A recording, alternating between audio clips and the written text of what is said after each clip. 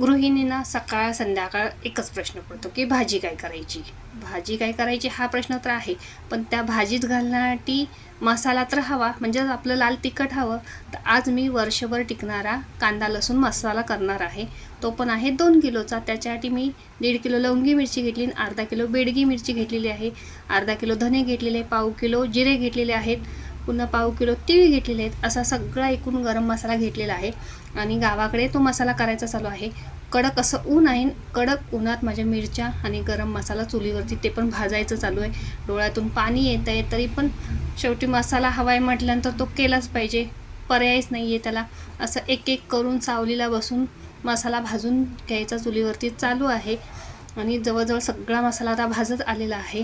खोबरं राहिलेलं आहे, इथे खोबरंसुद्धा आपलं भाजून झालेलं आहे. कांदा छान शिजलेला आहे आणि मसाला भाजून तो सुद्धा मी बनवून आणलेला आहे. इथे तयार झालेला आहे 2 किलो कांदा लसूण मसाला.